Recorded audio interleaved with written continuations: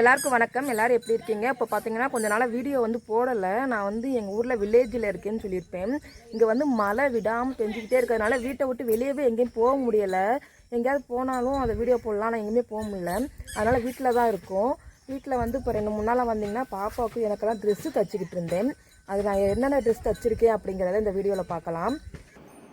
பட்டு சேலையில் வந்து ஃப்ராக் தைச்சிருந்தேன். அதாவது ஒரே சேலையில் வந்து எங்கள் 3 பேருக்கும் ஒரே மாதிரி தைக்கணும் அப்படிங்கிறதுக்காக தைச்சிருந்தேன். இது ரெண்டும் பார்த்திங்கன்னா பாப்பாவுக்கு ஒரே மாடலில் வரும்.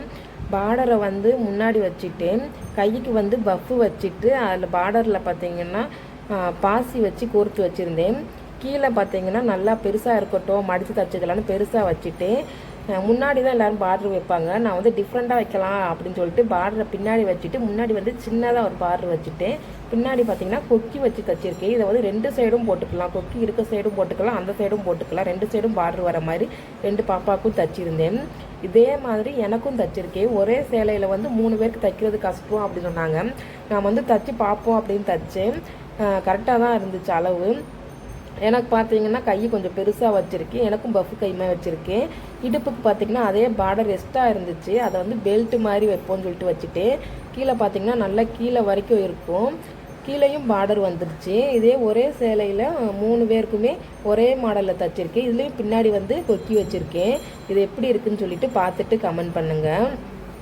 இது வந்து நம்ம ஒரே நாளில் வந்து எல்லாத்தையும் தைக்க முடியலை. ஏன்னா பசங்களும் இருக்காங்க, அதையும் பார்த்துக்கிட்டு துணியும் தைக்கிறது கஷ்டமாக இருந்துச்சு. அதனால் ஒரு நாளைக்கு ஒரு துணி தான் தைக்க முடிஞ்சிச்சு.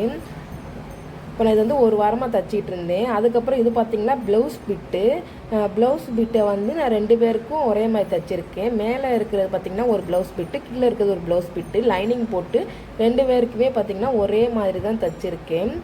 இதில் வந்து நான் கை வைக்கலை. பின்னாடி பார்த்திங்கன்னா கொக்கிக்கு பதிலாக பட்டன் வச்சுருக்கேன். இது எப்படி இருக்குன்னு பாருங்கள். இதை தான் வந்து நான் இப்போ ஒரு வாரமாக தைச்சிக்கிட்டு இருந்தேன். ஏன்னா வெளியே மழை பெஞ்சதுனால எங்கேயும் போக முடியல, வீடியோ எடுக்க முடியல. வீட்லேயும் பார்த்திங்கன்னா 100 நாள் வேலைக்கு போயிடுவாங்க. பசங்களையும் வச்சுட்டு வந்து வீட்டில் ஒரு வேலையும் செய்ய முடியல. இந்த வேலையை தான் பண்ணிக்கிட்டு இருக்கேன். எப்படி